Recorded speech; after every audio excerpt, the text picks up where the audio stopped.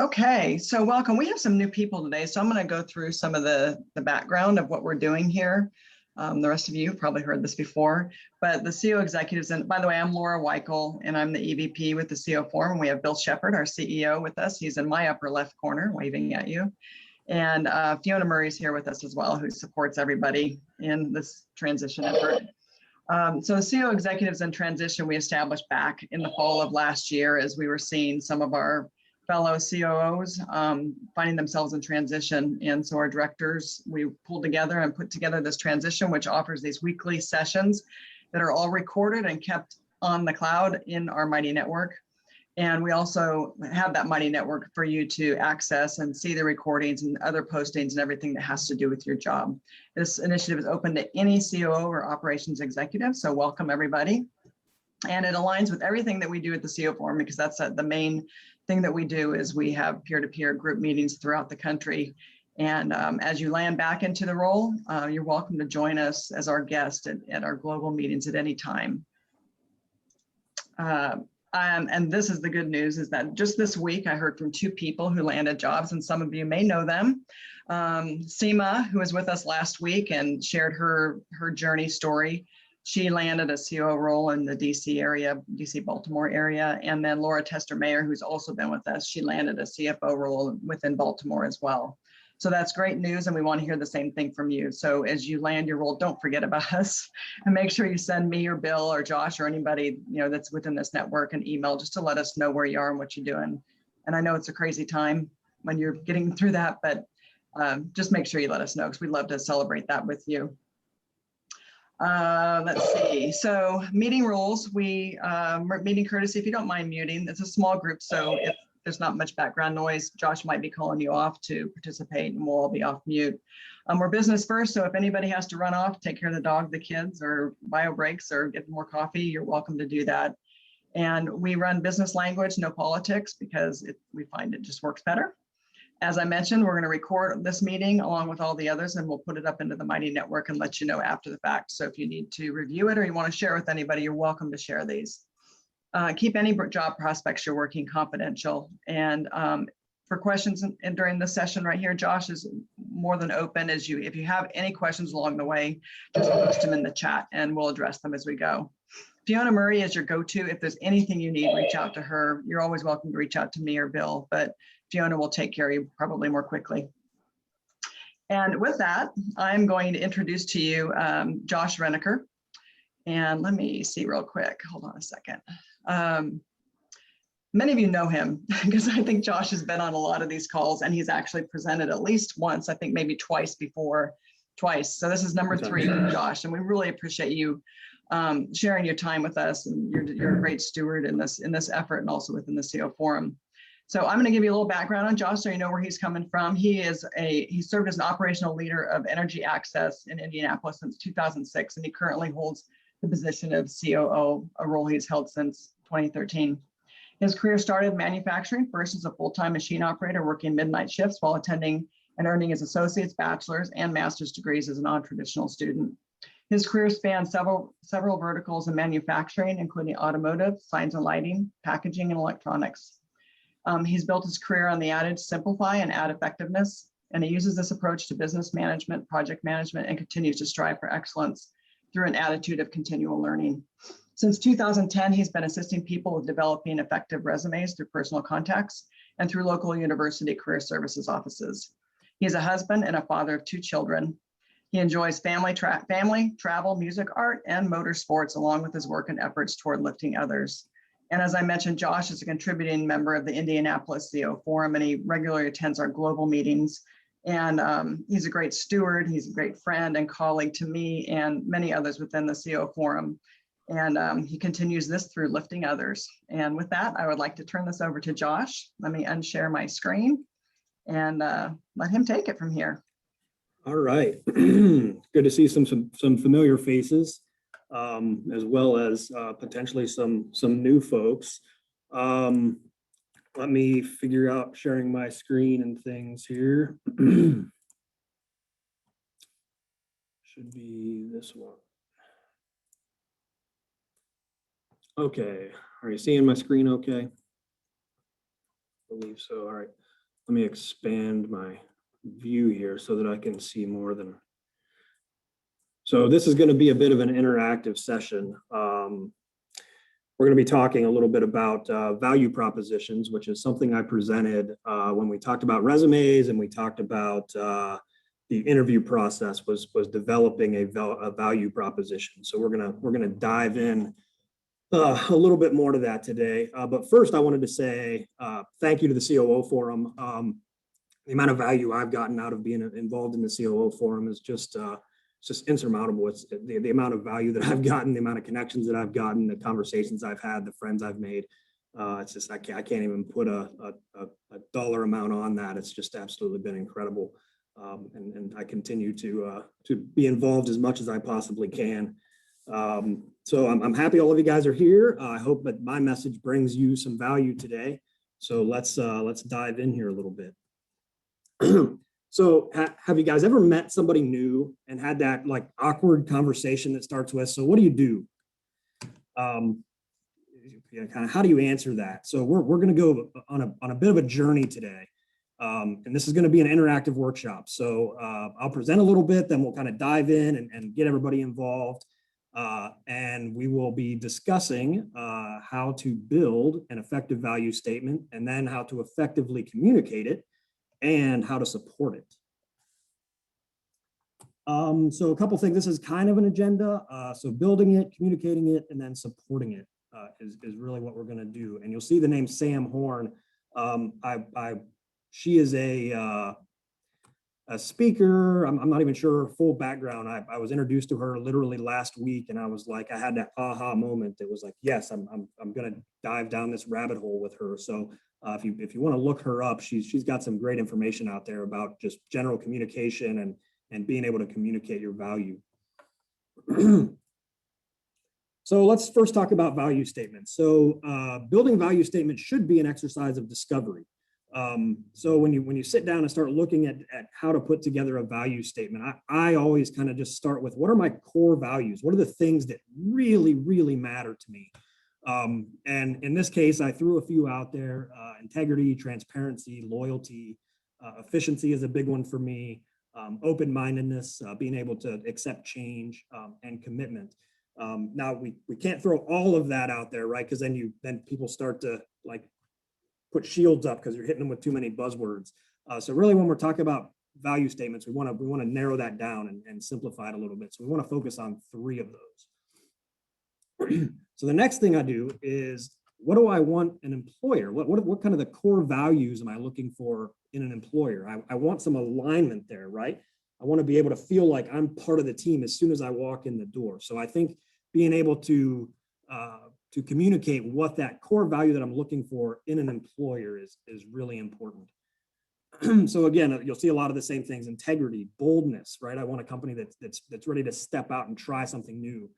Accountability, trustworthiness, learning, and fairness is a big one for me. And again, we want to focus on the top 3, right? You could go on and list several things. We want to really focus on the top 3. Then we want to look at, what values do I bring to the organization? What do I actually bring in with me? And in this case, I look at things like, I'm data-driven. I'm really all about process implementation. Quality management is a big one for me. Team building, some market experience. So, some of us are trying to stay in the same market. So you potentially bring some market experience, and I have a lot of global procurement experience. So that's a big one for me. So again, focus on 3. So if we look at that list, we have core values. So I pulled integrity, efficiency, open-mindedness. Core values I look for in a business: boldness, accountability, trustworthiness. Then the values that I want to bring, the things that I really, so some of this you would need to kind of massage and adjust based on the position that you're applying for, right? Because you want to make sure you're aligned with what they've put out there as a job description as well. So in this one, I put in team building, being data-driven, and process implementation. So we take all of those things, throw them in a bowl, mix them up, and come up with a statement that kind of includes all of these things. So in this case, this would look really good on a resume, right? In a role of chief operating officer, I strive to build efficient teams rooted in integrity and take an open-minded approach to process implementation to derive data-driven results. My values shine when trusted with bold goals and take ownership and accountability to meet the objectives, right? You can see how that kind of aligns really well with some job descriptions out there for a COO role. These are a lot of the buzzwords that are out there that can kind of get you into that into that role. So the next thing I want to do, Laura, do you have the breakout sessions kind of sorted? You are muted. You are muted. Sorry, I was asking just for, give me a couple minutes, just maybe 30 seconds, just because we had somebody else join in. Okay, so let me talk you guys through. So we're going to do some small breakout sessions. And one of the things I want you guys to do is get to know each other a little bit. Make some connections. You connect on LinkedIn, all those kind of things. Talk a little bit about your journey. I want to give you guys a little bit of a chance to network. Then I'd like you guys to share kind of what you have as a value proposition. What do you have? What does your resume say? And share it with your small group. And then we're going to all come back together. And I'd like each small group to choose one of the value propositions to then share to the bigger group when we come back together. Okay, so we're going to do three things. So network, connect, share value propositions, and then choose one to share when we all come back together. Okay, I've got the rooms ready to go. There looks like there's about 4 of you in each room, and I'm going to open it up and head on in there. Perfect. Thank you.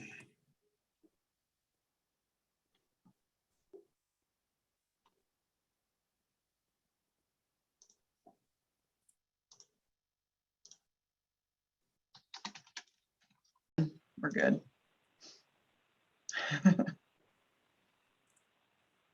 That was so quick. I know, and I even extended an extra minute. You want to go back? That's the way it goes sometimes. That's the way it goes.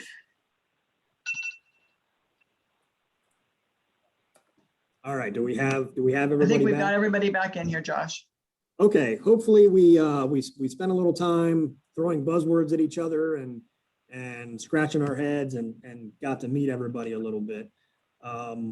So value propositions are great. It's a great exercise to go through. Again, it's a discovery exercise, is really get to know yourself and be able to communicate the value that you bring and how it aligns. The challenge that we find is then what happens when we try to communicate that verbally. You say a statement like this when somebody says, so what do you do, or tell me a little bit about yourself, and generally the response that we get is like, yeah, that sounds great, and that ends the conversation, right? It's okay, whatever all that means. That was a lot of good buzzwords. So what we want to do is we want to take the value proposition and turn it into a dialogue. We want to get out of the monologue, right? But nobody wants to hear a speech. So we want to turn it into a conversation. We want our value statement and what we present to be a conversation starter, not an ender. So one way to do that is to make your value proposition about them and not you. We're going to go through, again, I pulled this from Sam Horn a little bit. So that's where I pulled this, turn monologues into dialogues. She talks about nobody wants to hear a speech. And generally that's what ends up happening when somebody asks you to present your value proposition. You start hitting them with all the buzzwords, and then you have to follow that up with what those buzzwords mean and how that works and those kind of things. And chances are you're going to lose them, and the cat's going to put the sunglasses on and go to sleep. So what we want to do is we want to start some have you ever statements. So what we want to do is we want to put the listener in a place of comfort and create something that they can relate to. So what I'm going to do is I'm going to share a few examples.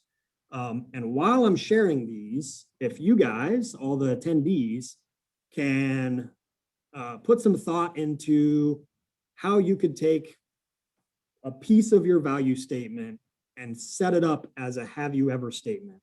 of your own. And then we're going to dive in a little bit after I share some examples. So the first one I'm going to share is related to my business. So I might start a conversation, somebody, what do you do? And I could say, do you use any devices that you can use plugged in or on battery power interchangeably?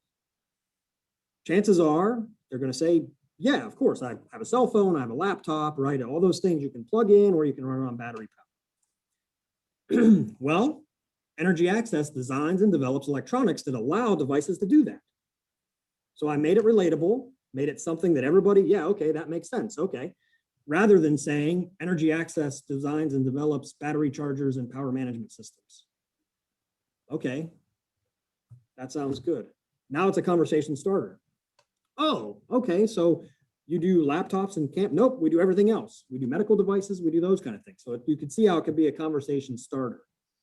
So now I'm going to jump into some examples that are more personal. So have you ever been driving in an unfamiliar place and hit a speed bump that you didn't know was there? Yeah, I think we've all been in that place, right? Maybe not thrown sparks, but it does happen. So again, I'm setting a stage, right? Putting somebody in something that they can, a memory that they have. Now I can say, well, I minimize or review speed bumps in business processes that generally people don't even know are there.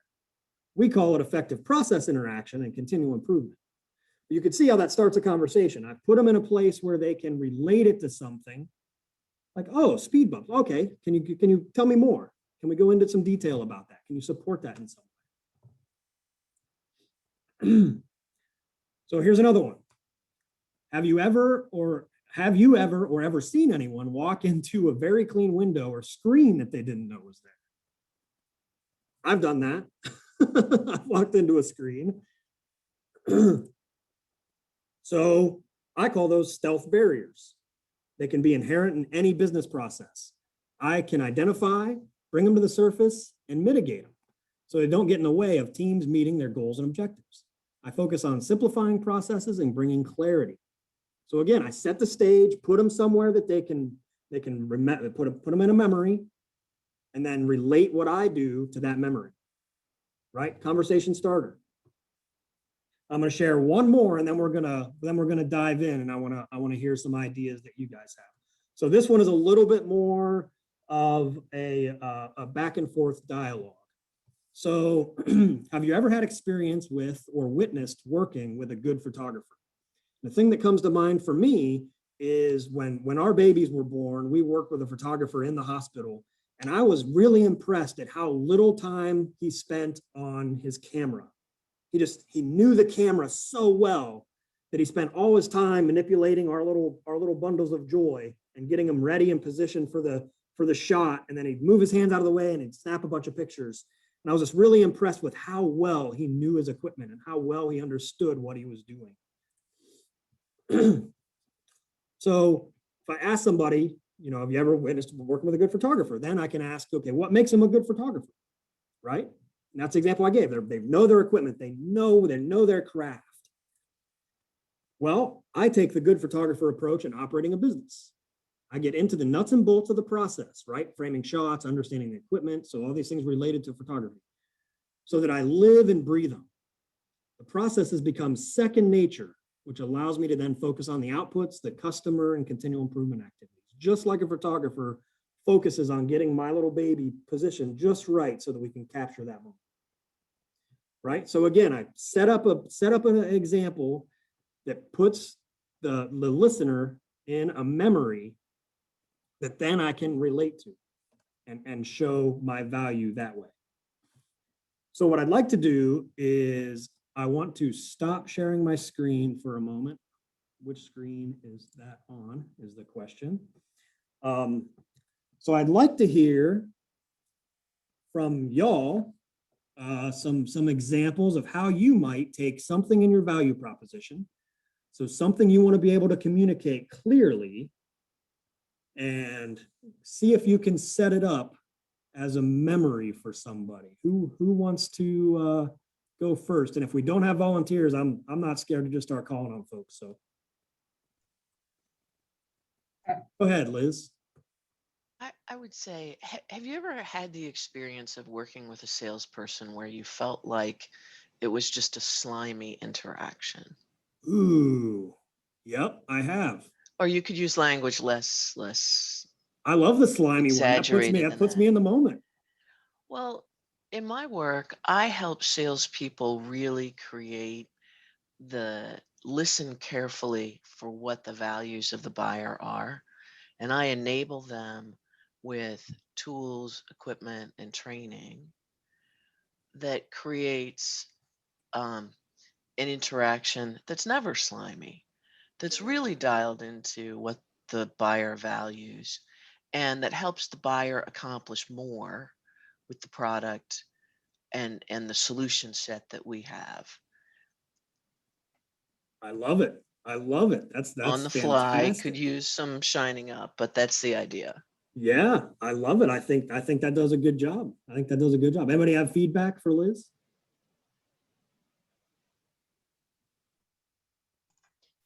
I like the visual, Liz. I thought it was pretty relatable. Yeah, it's totally relatable. And I think we've all had that experience as a consumer where we just want to take a shower after we spoke to somebody, and I avoid I avoid sales situations. No offense to anyone in the biz. I feel like I can sniff it out a mile away. And so that's something I'm hyper aware of. And so that one would really land with me. Yeah, really good. Really well done. All right, who wants to go next? Heather, fire away. Have you ever used a GPS? The first thing you have to do is put an address in that you're going to. Unfortunately, if you put the wrong address in, it's going to take you exactly where you don't want to be. So what I'm really good at is, number one, helping identify where we're going, and then giving clear instructions and putting processes in place to get us there the most effective way possible. Yeah, I like it. I like the GPS. Anybody have feedback for Heather? I think that's a great analogy. I really like the GPS visual and how you can connect that to what operations is. Yeah, really well done. Anybody else? Go ahead, Joanne. All right. Have you ever had a time when the employees seem to be on different pages? Maybe you didn't have the right person in the right seat and you weren't making the traction that you hoped to? Yep. Well, like leading a symphony, the conductor gets everybody on the same sheet of music. We get the talent in the right seats, and we count on them to bring their talents to the collective, to bring out the best in each person and create the beautiful music. Interesting. Anybody have feedback for her? Joanne, I love the symphony reference, and I'm wondering if you just don't lead with that. Like, have you ever been to a concert or symphony and just pull them right into that analogy? I like that idea. Yep. I mean, I thought it was a good one. I like the seats. I like having the right people in the seats. I think that's critical if you're talking about people management and HR type stuff. Perfect. Thank you. Yeah. So how would you frame, Melissa, I'm curious, how would you frame that question then initially? How would you frame up the orchestra in the beginning? I've got a shot at that. Okay, go for it. Oh, I was just going to say, I might change it to, have you ever listened to the symphony when they're tuning up before the concert? That's awesome. And it really sounds like noise. And you wonder, what are you doing here? And then the conductor comes in and ties it all together, and you actually listen to music. That is brilliant. That's really strong. Yeah, I like that a lot. That's Perfect. brilliant, Liz. Yeah, I love that, Liz. Thanks. Thanks for letting me jump in. That's really good. I'm going to hand the reins over to you, Liz, I think. All right, who wants to go next? This is really good stuff. Kamal, how about you share something? Oh, yeah, the creative side of me is not, let me try.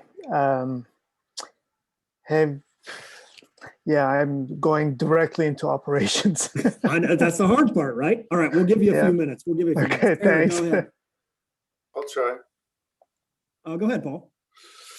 So have you ever tried to complete an order online that left you so frustrated that you would pull your hair out if you had any, and you concluded that the person who designed the process never once used the process?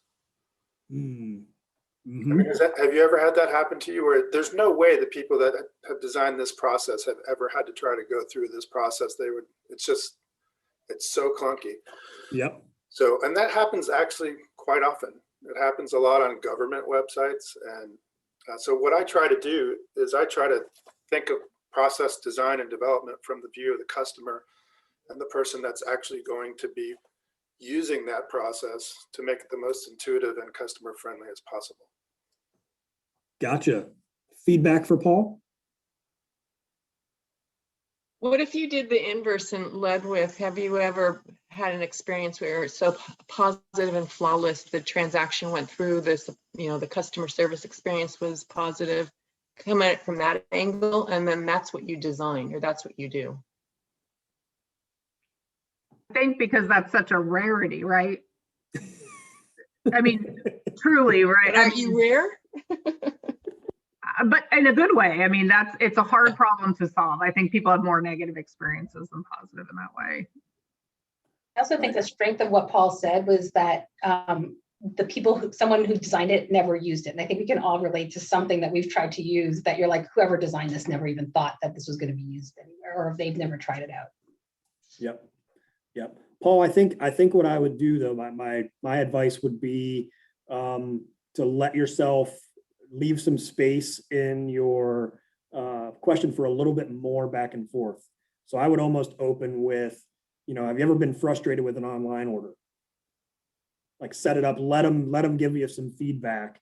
Then you could follow up with like, it's like people that developing these things don't even know how to, they don't even use it.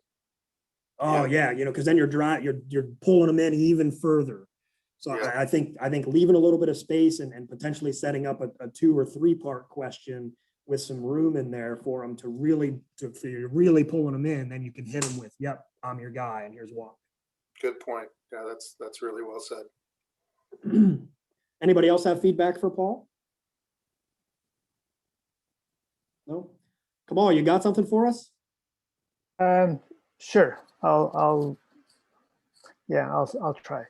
Have you ever been in an organization where people are just complaining about leadership not knowing what's going on the floor? Yep, sure. And complaining about leadership. And well, I connect the employees with the leadership, and I make the individuals feel like they're part of the organization, contributing members of the organization, and feel good about what they do in the company. Interesting. Okay, good example. Who's got feedback for Kamal? Tara, you were nodding your head. Do you have some feedback for him? No, I think that's great. And, if one of the core values is transparency, then that's a great way to illustrate it. It's also a good analogy for the team building value also. Yep, for sure. Anybody else have feedback for Kamal? I think it's probably a pretty common experience to have people in an organization that think that leadership doesn't have a clue. So that's a good example. Yeah. The only question I would have, Kamal, is the audience. Let's say you were trying to communicate that to somebody that's young and maybe only has had 1 or 2 jobs. How could you present that same question that doesn't necessarily bring up organizational experience? Joanne, did you have something? I think the audience, when you said audience, I thought, you're talking to leadership who probably think they do a great job. And so I think, maybe in their junior years, they've had that experience, but they like to think they're doing it right. So I don't know, I guess that's where mine went. Yeah, I had the same thought as Joanne where, and Kamal, I'm wondering if what I was trying to sit here and think about is another example with, because I think what you're talking about is miscommunication. And the one I thought of, and it's not, forgive me, not a good one, but maybe it helps you think of a better one is, I don't know if you guys have ever been at a construction site where you have two people with the stop and go signs, and usually they have walkie-talkies and one turns to go. Well, I have been in situations where they don't have walkie-talkies and it's a hot mess and none of us know when to go, or you go and you hit another guy head on. That's almost what I'm thinking about, Kamal. Like you're the walkie-talkies that tie everything together. Yeah. Yeah, the values that I was trying to put forth was, the communication, transparency, and building trust. So I know my example was pretty narrow, so I need to expand on that.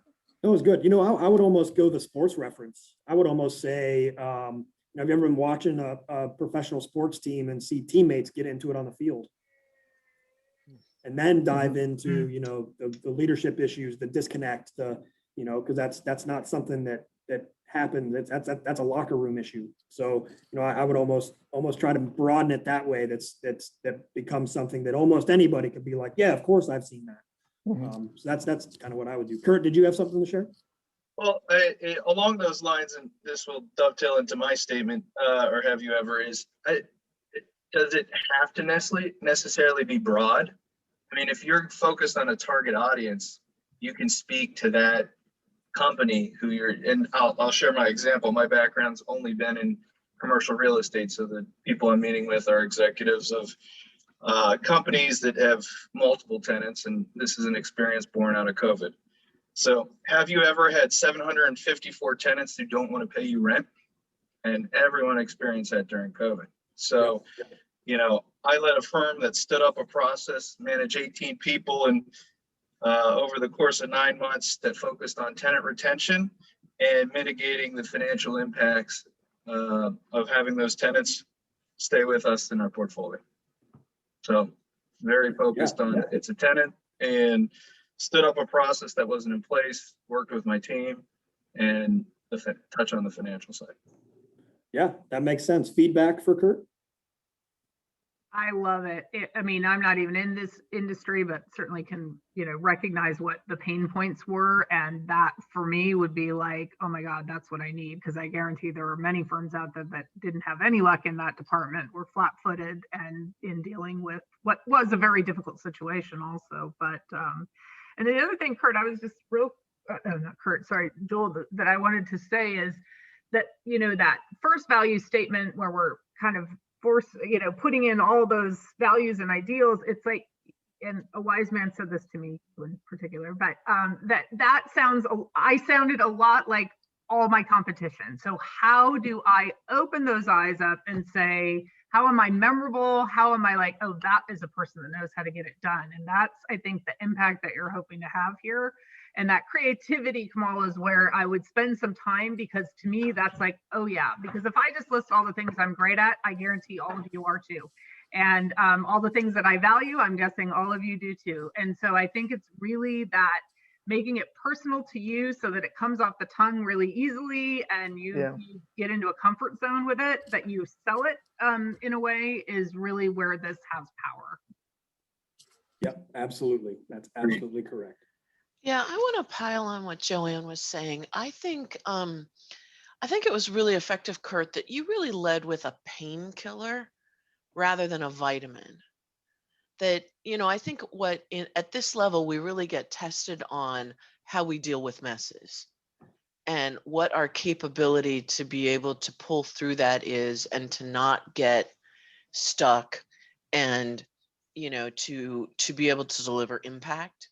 And I think what was so clear so quickly in what you said was, set up the problem statement, what you did, the impact you had, and getting really concise on that, I know is work I have to do. And so I really respect the way that you presented that. Thanks for the feedback, Liz. Yep. Yeah, I agree with that wholeheartedly. One of the benefits, Kurt, that you have is knowing your industry and knowing your audience, right? That's really the key. And that's, that's why I brought up the audience thing before is you have to know your audience in order to present that first statement in an effective way. Because if you can't hit them with that hook, then you're not drawing them in, right? You don't want to set up that statement and have them be like, yeah, maybe. I missed the hook, right? Because you want them to be like, yes, I feel that. Not only do I know it, but I feel it. I think that's really what you want to go for in those instances. I think we have time for one more. Who wants to jump in? Peter, you look like you were anxious to get in there and share. No? No, I was just I was about to talk about the problem, action, result. Everybody uses that in storytelling. And so that was well done with Kurt.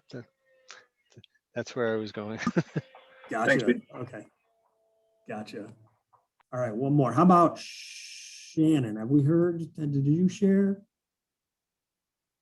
I have not. Let me think of an example really quickly. I've been trying to think of ones, but I'm a little bit like Kamal, like coming up with non-businessy ones on the fly can get a little. With a businessy one. So businessy one, because that's a word that we're creating right now. Yep, absolutely. So one of the ones that I would have from that perspective is, do you have those days that are a blur of activity where you feel like you're trying to get lots of things done, but at the end of the day, you feel exhausted and that you haven't necessarily accomplished much? Okay, yep, I can relate to that. I help small business owners prioritize and really hone in on what those specific priorities are that are going to have the biggest impact on their business, and make sure that the team and the leadership are working towards those goals and making space and time for those so that the company can continue to grow and navigate growth in a healthy and sustainable way. That is a horrible way to say all of that on the fly because there were a lot of repetition, but that's the idea. Yep. Josh, it should be noted, we nominated Shannon for her value proposition in our breakout. Yeah, that's good. That's good. That's good. Which was not that at all. That was not the statement that they heard in any way, shape, or form. Okay. Do we have feedback for Shannon? One thing I think anyone in ops, especially small, medium size, any size companies, you get too busy. And I picked up on make time and space to allow the teams to accomplish those goals. I'm not sure you said accomplish those goals, but to make time and space is what I picked up on, Shannon, because I think we've all lived that time. Awesome. Thank you. Anybody else feedback? Yeah, I would probably, Shannon, I'll just share. I would probably use less words, leave more white space, let it be a conversation. That's one of the challenges is just as human beings, when we do get the hook in and you see you've got somebody engaged, it's easy to over communicate after that, right? It's easy like, oh, I got him. Let me hit him with all the stuff that I know and right? So that's easy to do. So you almost have to like intentionally throttle that back and leave white space in there so that, hey, I help businesses fix the noise. I help business, I make space in the noise. Oh, interesting. I want to hear more about that. How do you do that? So, once you have the hook in, you just have to be careful not to then bury them with all the sharing. I'm going to go back to sharing my screen. Thank you guys for contributing and participating in the workshop. Hopefully you got some value out of that. I think it's good to just kind of go through and hear some other people's stories, and that we all struggle with this, right? Having this breadth of experience and knowledge at the COO level, and just the stuff that we're dealing with and the stuff that we could deal with. How do you grab onto one of those things and just really communicate it well? Is good to hear.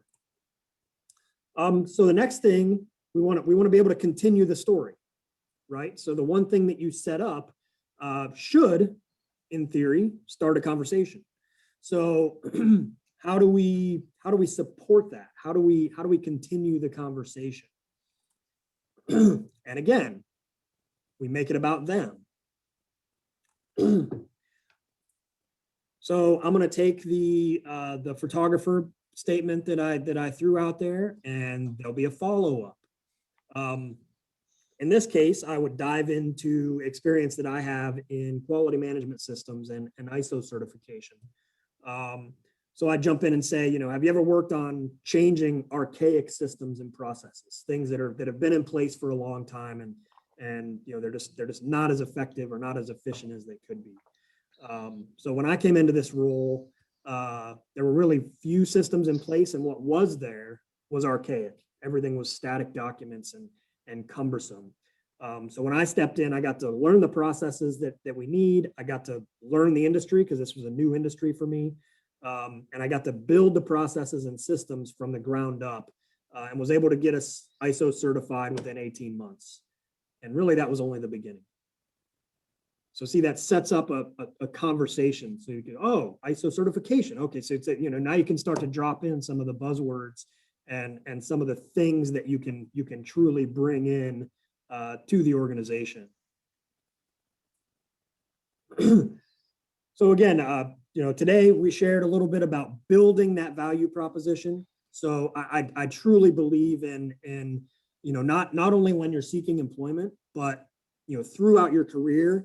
You know, you should at any time just be able to sit down, give yourself some time, you know, to do a reflection exercise and be able to, you know, are my values still aligned? Is the work that I'm doing aligned with my values still? Because that can shift throughout your career, and use it as a real learning experience and really being able to know yourself and understand what, you know, what really makes you happy.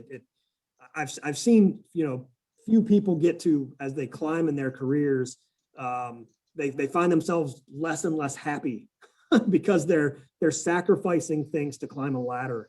And you know, I don't think anybody should have to or want to do that. And if you have some clarity around what those values are and the values that you're looking for, you can help kind of mitigate that and make sure that you know, the work that you're doing is something that's rewarding.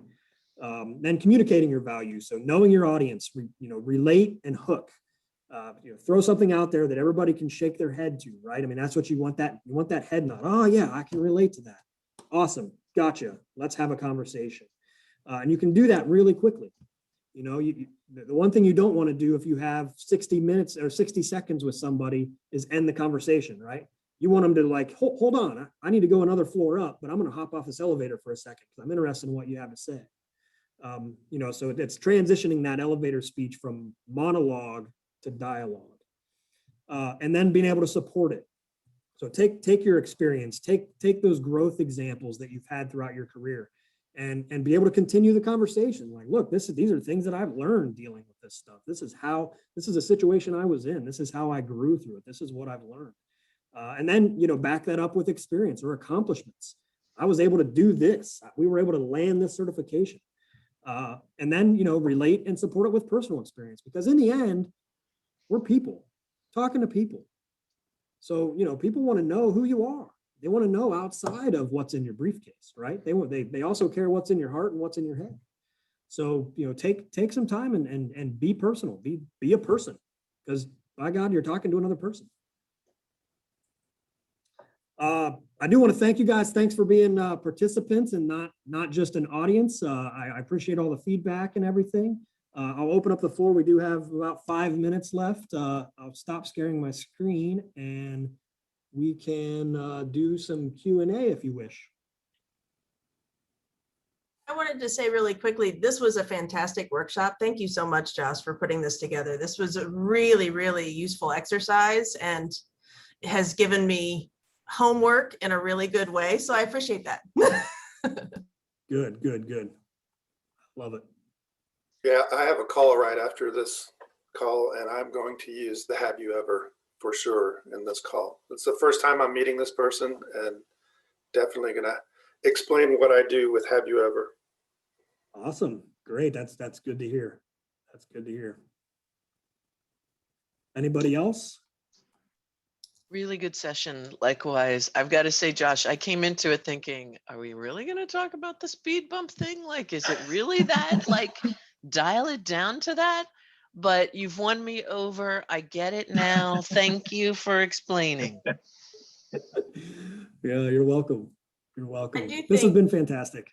It has been, and I will say it's been interesting to hear everybody's different examples and think about when a negative example is useful and when a positive example is useful. That's something that I'm still working through in my head, but I think this exercise has really helped kind of personify that there is value in both of them, but being really aware of your audience and what your example is and the message that you want them to get, to kind of think about where you start that conversation from a positive or negative perspective.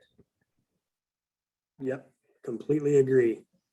Anybody else? Any other questions, comments, concerns? Laura, I'll hand it back to you.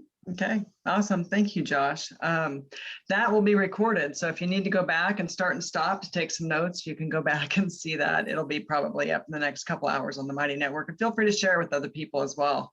I am going to share my screen super quick just to give you an idea of what we've got for, I'm not sure what just happened there. Are you seeing my screen? Good, okay, because I'm not. I just lost my screen. But basically, we have 3 more sessions after this one that kind of all tie together. I think next week, I'm not seeing my screen, but I'm pretty sure we have negotiating. We've got a gentleman, Derek Arden, who's joining us, and will walk us through that. He's written several books, actually 5 books on the subject. He's from London, and he's quite entertaining, and I think it'll be a good time with him. And it's a topic that comes up at a lot of our sessions, so it'll solely be on that topic. And then Rick Clody, who is another good friend of the CO Forum, is out of Nashville, and he is going to pull the curtain back and talk to us about executive recruiters and what y'all want to ask him, and he will literally pull the curtain back for you. And then the last one we're going to have, remind me, it's Steve Moss, and he is going to talk about what happens after you land that job and how to make sure that you're successful when you do. So great sessions and great people that are going to come in and share some time with us, and look forward to seeing you then. And Fiona will follow up and get you all the details. So thank you everybody for joining, and Josh, again, thanks so much for this great session, and enjoy the week. Thank you. Thanks, bye. Thank you, Josh. Thank you. Great.